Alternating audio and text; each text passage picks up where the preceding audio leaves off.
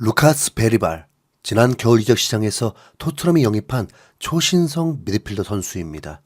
2006년생으로 우리나라로 치자면 이제 고3 올라가는 학생의 셈인데요.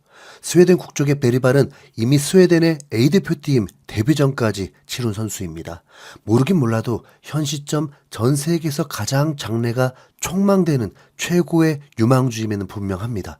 아니 그런데 왜 이런 세계적인 유망주가 내노라 하는 B클럽들이 아닌 토트넘을 향하게 됐을까요? 실제로 이번 시즌 겨울 이적 시장에서 맨유, 인테르, 바르샤, 맨시티, 아스날, 유벤투스, 도르트문트 등 유수의 명문 클럽들이 영입을 노렸습니다. 심지어는 바르셀로나와 계약 직전까지 가기도 했었고요. 이적 이후에 알려지게 된 사실이지만 토트넘의 요한 랑게 디렉터의 주도하에 레비 회장의 적극적인 개입이 토트넘으로 향하게 된 배경이라고 합니다. 레비 회장의 파격적인 대우, 1군 스쿼드 보장이라는 대우가 있었다고 전해지고 베리발 역시 유스팀으로 속하는 바르샤보다는 곧바로 즉시 전력으로 활용될 수 있는 토트넘의 더욱 큰 매력을 느꼈다고 볼 수 있습니다. 여기에 더해 돈 안 쓰기로 유명한 레비가 베리발의 에이전트에게 더 높은 수수료를 제안했고 이 역시 베리발의 토트넘 행에 적지 않은 영향을 준 것으로 전해집니다.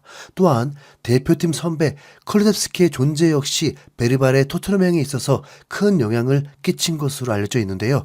실제 베리발과 클루셉스키는 같은 지역의 구단 유스 브롬마프이카르나에서 성장했다는 공통점이 있죠. 현재 프리미어리그 최고의 선수를 꼽으라고 한다면 모하메드 살라 그리고 엘링 홀란의 이름이 가장 먼저 거론이 될 것입니다. 그리고 이들과 함께 우리 손흥민의 이름도 함께 거론이 되고 있고요. 베리발은 토트넘 이적 직후 자국의 유명 유튜브 채널에서 세계 최고의 선수를 꼽는 질문을 받았는데 살라와 손흥민 중에 누가 더 뛰어나냐는 질문에 손흥민을 그리고 홀란과 손흥민 중에서도 손흥민을 지목하면서 국내 팬들은 물론 토트넘 팬들에게도 엄청난 지지를 받기도 했습니다. 사회생활이라면 사회생활이고 뭐 또 딱히 그렇게 틀린 말도 아니고요. 네, 그렇죠. 어쨌든 토트넘은 현 시점 세계 최고의 유망주 선수를 품게 됐습니다. 더욱 고무적인 것은 토트넘의 약점 포지션인 중앙 미드필더란 사실이죠. 토트넘의 팬이라면 그리고 손흥민의 팬이라면 당연히 기분 좋고 행복한 소식임에도 분명합니다. 하지만 한편으로는 토트넘이라는 구단의 운영 방식에 대해서 기운이 빠지기도 하는데요.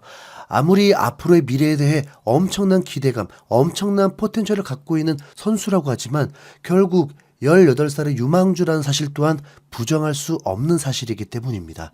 이 선수의 이적료는 850만 파운드, 우리 돈으로 약 147억 정도의 금액인데 물론 뭐 적은 액수는 아니지만 결과적으로는 경쟁력이 떨어지는 스웨덴 리그에 850만 파운드짜리 선수의 영입, 현재 기준으로는 그 이상도 그 이하도 아니란 사실입니다. 앞으로를 바라보고 미래를 바라보는 것도 중요하지만 현재 토트넘에게 더 중요한 것은 바로 지금 이 순간이기 때문이죠. 2년 연속 우승권에서 리그 우승을 다투는 아스날은 이번 시즌을 앞두고 웨스트햄으로부터 1억 2천만 파운드를 주고 데클란 라이스를 영입했습니다. 우리 돈으로 1750억에 달하는 어마어마한 금액이죠. 그리고 라이스는 이번 시즌 팀 내에서 가장 중요한 역할을 해주면서 아스날은 시즌 막판까지 치열한 우승 경쟁을 벌이고 있습니다. 베리발이 미래에 어쩌면 멀지 않은 미래에 라이스와 같은 영향력을 가진 선수로 성장할 수도 있겠지만 그렇지 않을 수도 있습니다. 물론 당장 토트넘 합류 직후부터 믿을 수 없는 맹활약을 펼칠 수도 있겠죠. 18살이라고 해서 에이스가 되지 말라는 법은 없으니 말입니다. 하지만 실제로 세계 최고의 무대인 유럽 무대에서 18살의 나이에 꾸준히 선발로 경기에 나서는 사례 자체가 많지 않습니다. 물론 과거에 웨인 루니, 파브레가스, 메시, 음바페 같은 사례처럼 어린 나이에 리그를 씹어먹었던 선수들이 존재하지만 확률적으로 본다면 가능성이 얼마나 될까요? 그리고 그 많은 유망주들 중에서 성인 무대 정착에 성공한 선수들은 또 얼마나 될까요? 그 많은 유망주들 중에 폭망까지는 아니어도 그저 그런 평범한 선수로 남은 사례도 셀 수 없이 많습니다. 결국 현재의 기준으로 현재를 평가하는 건 어떻게 될지 모를 미래의 가치가 아닌 현재 지급된 돈으로 평가를 할 수밖에 없겠죠. 아스날은 1750억짜리 선수를 영입해서 대권에 도전할 수 있는 팀으로 된 것이고, 토트넘은 이에 10분의 1도 안 되는 147억의 돈을 투자해서 또다시 불투명한 미래에 대한 투자만을 이어오고 있는 게 현실인 겁니다. 그리고 어쩌면 이 부분, 다니엘 레비의 한계라는 생각도 들게 되고요.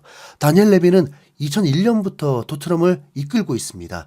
우리 대한민국의 1, 2호 프리미어리거 박지성, 이영표의 이적 당시를 떠올려 보면 2005년 박지성과 이영표는 같은 해 프리미어리그에 입성합니다. 모두가 아시다시피 박지성은 맨유로, 이영표는 토트넘으로 향하게 되죠.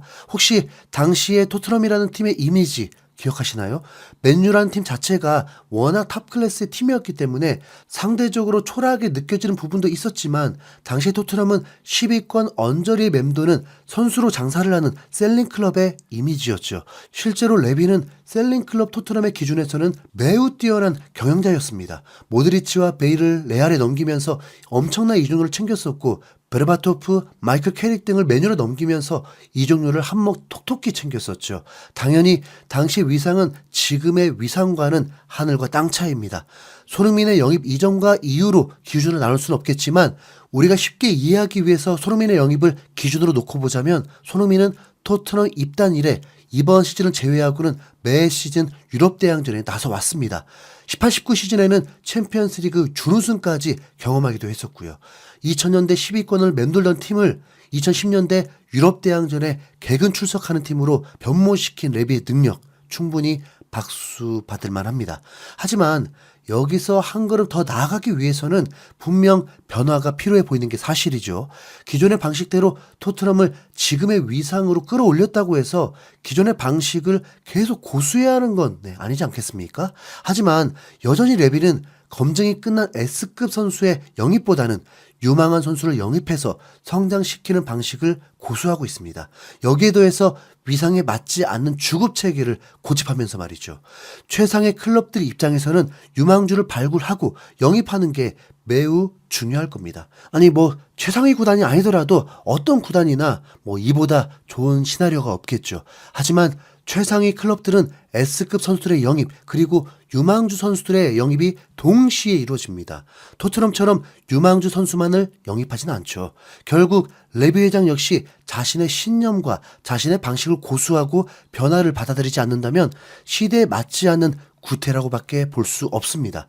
우리 손흥민을 필두로 해리 케인, 카일 워커, 에릭센, 최고의 클럽에서 트로피를 밥 먹듯이 들어올려도 전혀 어색하지 않은 최고의 선수들입니다.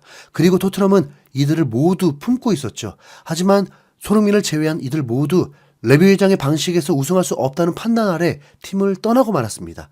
이미 레비는 한 단계 도약할 수 있는 기회를 스스로 차버린 것이죠. 손흥민에게는 시간이 많이 남아있지 않습니다.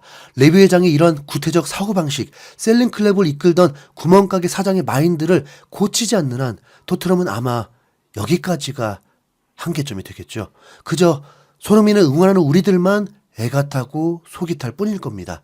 이번에 베리바를 영입하는 데 있어 보여줬던 적극성과 과감성을 새로운 월클 선수를 영입하는 데 보여줬다면, 다니엘 레비라는 이름은 구단 경영이라는 부분에 있어서 신화적인 이름으로 남았을지도 모르겠습니다. 구멍가게를 재벌로 만든 셈이 될 수도 있으니 말이죠. 하지만 지금까지를 놓고 봤을 때 레비라는 사람의 한계는 딱 여기까지인 것 같죠. 그래서 오늘도 손흥민을 생각하면 속이 타들어갑니다. 이상 흰수염고리였습니다. 감사합니다. 다음 컨텐츠는 힘나는 컨텐츠로 돌아오겠습니다.